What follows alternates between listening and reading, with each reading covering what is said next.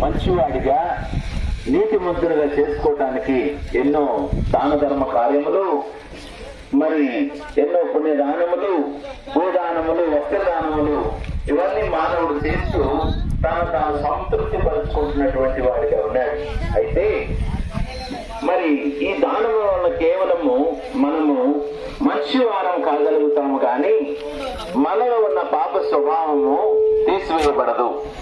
సహోదరి సహోదరుడా, ఎన్ని దానములు చేసినా మరి మనలో ఉన్నటువంటి పాప స్వభావము అదే విధంగా ఉంటుంది. అందుకే దేవాతి దేవుతాడు అనగా మనుషుడు పాపంలో ఉన్నంత కాలము నిత్య జీవం పొందలేడు.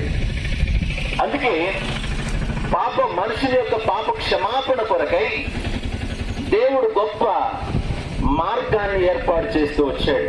అదే కలువరి శిలువ మార్గం. ఆ కలువరి శిలువలో మానవుని పాప క్షమాపణ కలుగుతూ వచ్చింది.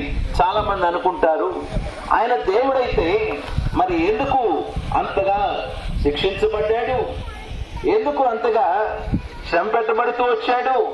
బైబిల్ లేఖనాలు సెలవిస్తున్నాయి, మన అతిక్రమ క్రియలను బట్టి ఆయన గాయపరచబడ్డాడు, మన దోషములను బట్టి ఆయన నలగొట్టబడ్డాడు, ఆనపడుట కొరకై సమాధానార్థమైన శిక్ష ఆయన పొందుతూ వచ్చాడు అని పరిశుద్ధ గ్రంథం బైబిల్ లేఖనాలు సెలవిస్తున్నాయి.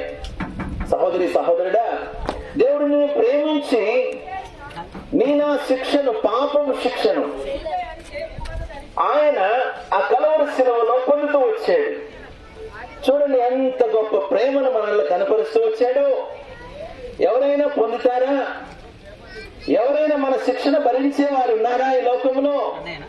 సహోదరి సహోదరుడు, దేవుడే మానవుడిగా ఈ లోకానికి వచ్చి మన పాపపు రుణము తీర్చాడయ్యా.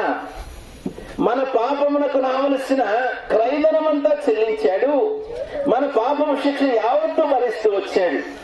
ఇదిగో సంతోషకరమైనటువంటి వర్తమానం ఏంటనగా, సహోదరి సహోదరుడా, నా పాప శిక్ష తొలగించబడింది ప్రభు అయిన యేసుక్రీస్తు వారిలో. ఆమేన్. నా పాప రుణము తీర్చబడింది ప్రభు అయిన యేసుక్రీస్తు వారిలో. నీకు నాకు పాప నివృత్తి జరిగింది యేసుక్రీస్తు ప్రభు వారిలో.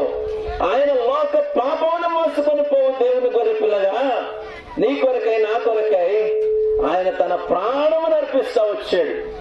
మనం పాపం విషయమై చనిపోయి నీతి విషయమై జీవింపచేయనట్లు ఆయన తిరిగి మన కొరకై లేపబడుతూ వచ్చాడు.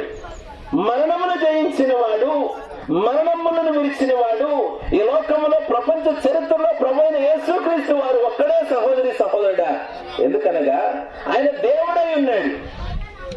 ఆయన దేవాది దేవుడై ఉన్నాడు కనుక పాపమును జయించి మరణ